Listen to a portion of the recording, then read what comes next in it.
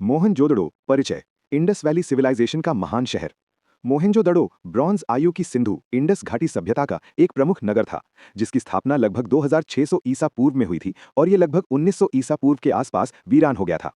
ये प्राचीन नगर आधुनिक पाकिस्तान के सिंध प्रांत के लारकाना जिले में स्थित है।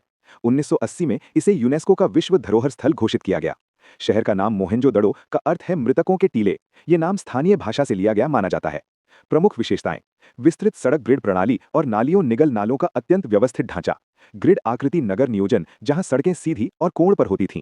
कई घरों में सैनिटेशन सिस्टम और निजी नालियां या गंदगी के निकास पाए गए हैं।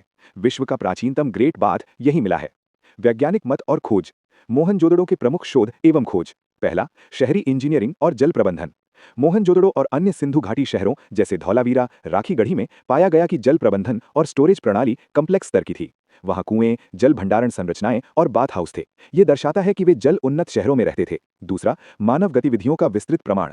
मोहनजोदड़ो में खोदे गए कई उत्कृष्ट कलात्मक और तकनीकी अवशेष खोजे गए। डांसिंग गर्ल ब्रॉन्ज मूर्ति, जो 10.5 सेंटीमीटर की कांसे की मूर्ति है, ये लोकप्रिय कलाकृति है। पशुपति सील यानी पशुपति मोहर एक रहस्यमयी मोहर है जिसमें एक आराम करती आकृति और जानवर है। प्रीस्ट किंग यानी पुजारी राजा की स्टोन मूर्ति, जो संभवतः धार्मिक या शासकीय प्रतिनिधि प्रतीक है।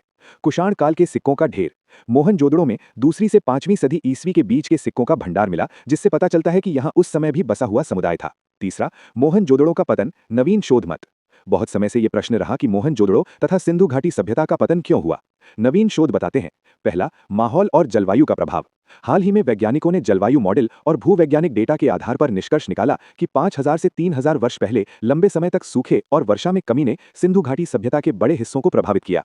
इससे पानी की कमी हुई, जिससे लोग पानी समृद्ध स्थानों की ओर पलायन करने लगे और नगर धीरे धीरे वीरान हो गए। दूसरा, संरक्षण स्थिति और वर्तमान चुनौतियां।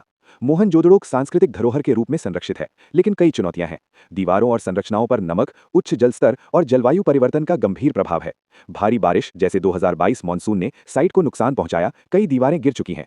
यूनेस्को और आइकोमोस जैसी संस्थाएं पुरातात्विक संरक्षित क्षेत्र को बचाने और प्रबंधन रणनीति बनाने में लगी हैं। तीसरा, मोहनजोदड़ो का ऐतिहासिक और सांस्कृतिक महत्व। शहरीकरण की संस्कृति और आदर्श।